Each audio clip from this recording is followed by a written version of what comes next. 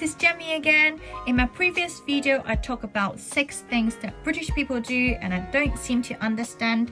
If you haven't watched that video, I'll put the link in the description box below and make sure you check that out. But today, I want to do another video and this is first 6 things I noticed about the UK. So I went to the UK for studying and I was like 14, almost 15 years old. I was just so young and I was never exposed to so many new things. The first thing got me so hyper is actually keys. A lot of keys in the UK, they are so vintage, and the first time I saw it, I didn't expect it would work. I thought it was just a decoration until I saw my aunt open the door with the key and I was like, it looked so cute and I couldn't stop touching it and playing it on the door, locking the door and unlocking the door, because I had only seen these old keys in cartoon, so I treasure it so much and I was like, oh my god, this is happening, I'm becoming a princess. The second thing I noticed is different styles of barbecue. In Hong Kong, we have our own style of barbecue, but I didn't know that before I went to the UK. I was so young, so I used to think the rest of the world would do barbecue just like the way we do in Hong Kong. For those of you who don't know, so here in Hong Kong, each of us would get a long barbecue fork like this, and we'll put 2 chicken wings or 2 hot dog sausages or other ingredients like fish balls. You can cook 2 items at once, or you prefer you can thread like 4 fish balls. It's really just up to you, just like in this picture.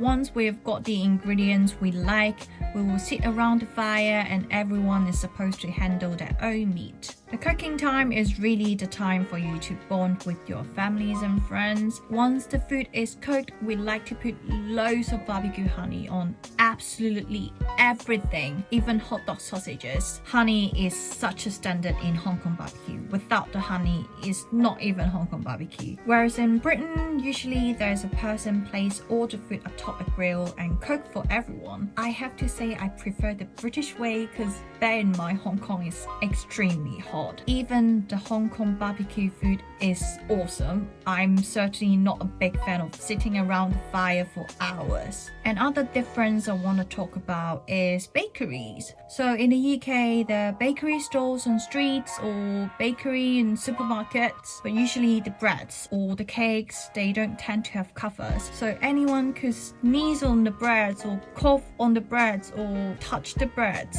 Whereas in Hong Kong, usually breads are in those plastic see-through boxes. I much prefer this way because it just looks so much more hygienic. The fourth one is a very well-known one, and that is the separate hot and cold water tap. So you either freeze your hands or you scald your hands. How perfect is that?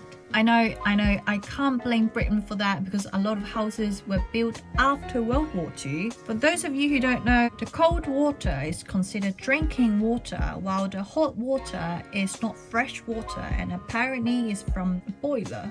I understand why it was built this way, but still it was so annoying. So one day I came up with my solution. I used to do this DIY plastic bottle and put it in between the taps so I could get warm water. The fifth one I want to talk about is how easy to get medicines.